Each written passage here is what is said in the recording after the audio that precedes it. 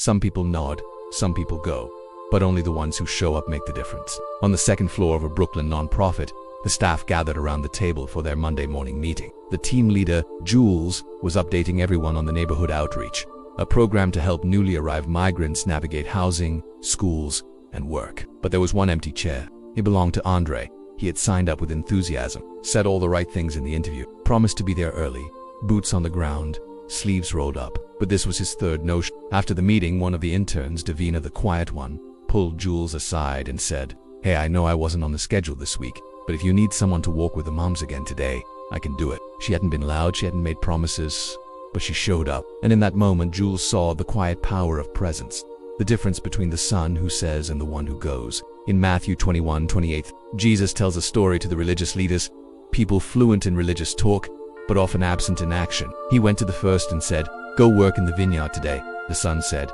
"I will not," but later changed his mind and went. Then the father went to the second son and said the same. That son answered, "Yes, sir," but did not go. Which of the two did what the father wanted? It's a gut check parable, not about theology, but about integrity. Jesus was saying, God notices not who talks the loudest, but who walks the vineyard. In today's world, where ghosting is common, commitments are cheap, and performative virtue is currency, this parable slices through the noise. On social media, everyone posts to support hashtags, but few show up to serve. In families, promises are made.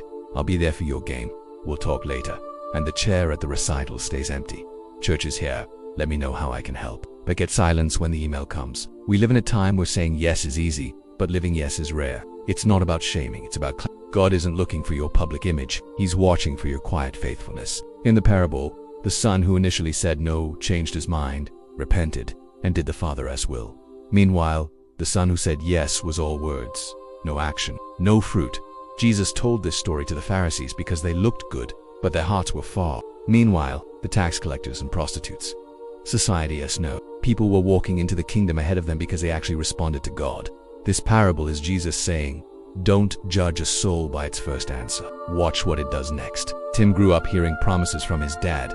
"I'll come to your play wolf fishing next weekend. I'll call on your birthday." But every time, the chair stayed empty. As an adult, Tim swore he'd never be that kind of person.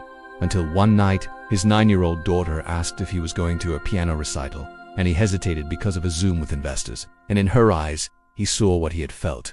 That night, he canceled the meeting. Not because he had to, but because he realized love doesn't live in what we say. It lives in the chair we actually sit in. You don't have to have the perfect response. You don't have to get it right the first time. But if you turn back, if you get up and go to the vineyard, if you fill that empty chair, God sees it. And to him, your presence is louder than your promise.